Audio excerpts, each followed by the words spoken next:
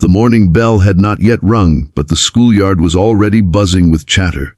A golden sun spilled over the cracked pavement, catching the shine of polished shoes and the glint of laughter that always seemed to gather around him. Adrian, the golden boy of Lincoln High.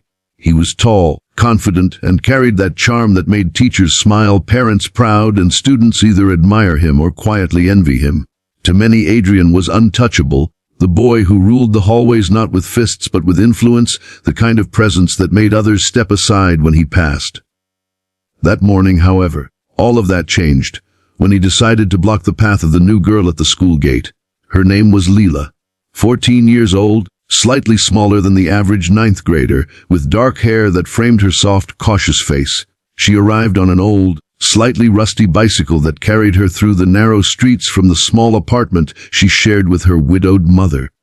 Leela was not used to new schools. She had already moved 3 times in 5 years because her mother worked wherever jobs were available. Each time, Leela had promised herself she would stay invisible, avoid drama, and simply survive the year.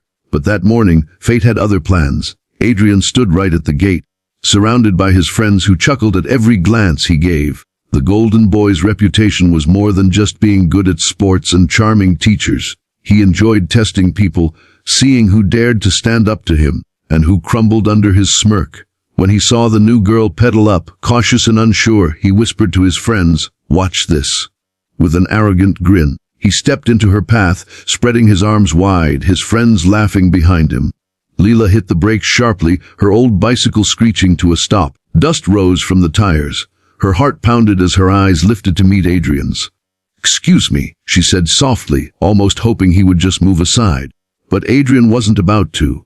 "Hold on," he said, his voice dripping with mock politeness. "We don't let just anyone roll into Lincoln High without permission. You're new, right? What's your name?" His friends laughed, circling like hyenas, waiting for his entertainment to unfold. For a moment, Leela thought about retreating, maybe turning around and wheeling her bike back home.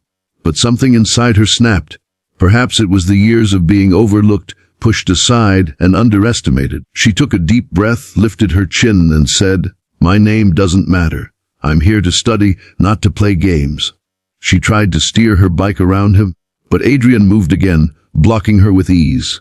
What happened next shocked everyone. Adrian reached for the handlebar of her bike, intending to hold her in place. But in the quick, instinctive reflexes born of her mother's self-defense lessons, Leela shifted her weight, twisted her arm, and shoved hard against his wrist. Adrian lost his balance on the uneven pavement.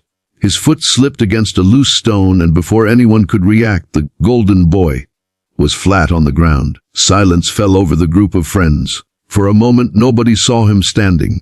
Leela stood frozen, her hands gripping the handles of her old bicycle, her breath sharp in her chest. She hadn't meant to embarrass him, hadn't meant to make a scene. She only wanted to pass.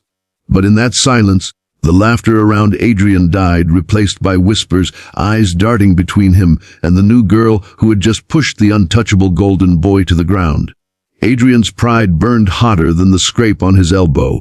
He stood slowly, his jaw clenched, and for the first time his friends didn't rush to help him. They were too stunned. His image of control, the flawless golden aura he carried, had cracked, and everyone saw it. Leela didn't wait for his next move. She pedaled forward, riding through the gate, her back straight, her face calm, though her heart was racing faster than her wheels. That was the beginning. The following weeks were not easy. Adrian, humiliated in front of his friends, vowed silently to put Leela back in her place. He tried subtle remarks in class, spreading whispers about the arrogant new girl. He would bump her shoulder in the hallway, waiting for her to falter, waiting for her to shrink. But Leela didn't. Though she trembled on the inside, she carried herself with quiet dignity.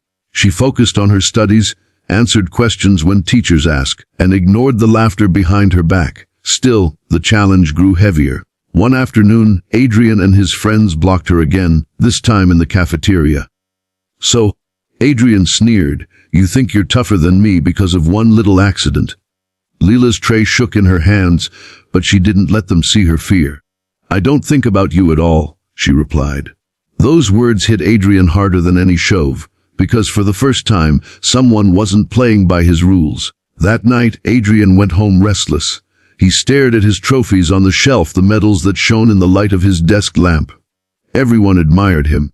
Yet why did one new girl's defiance bother him so much? He remembered the silence of his friends when he fell, the way they hadn't laughed with him but at him. He realized something he'd never admitted.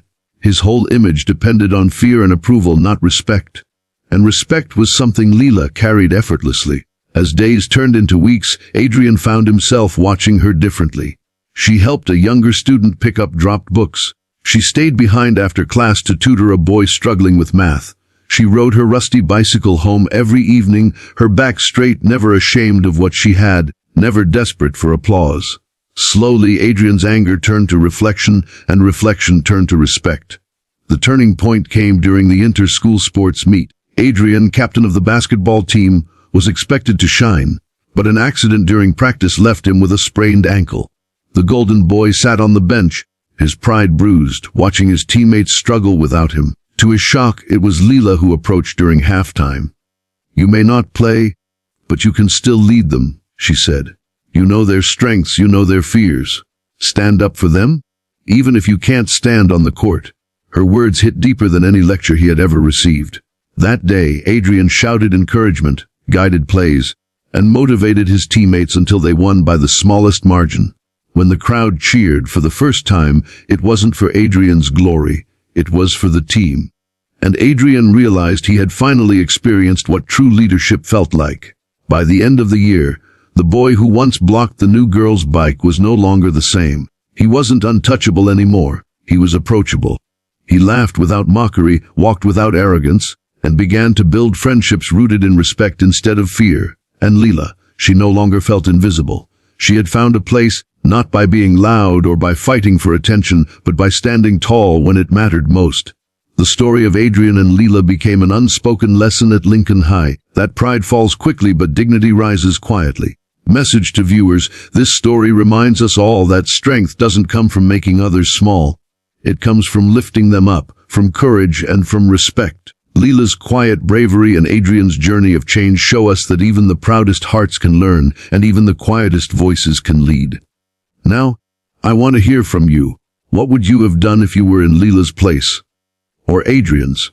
Share your thoughts in the comments, because your perspective could inspire someone else watching. And if you felt moved by this story, don't forget to like, share, and subscribe to Exposed Tales for more powerful stories that reveal the hidden strength in everyday lives. Your support helps bring these inspiring tales to more people around the world.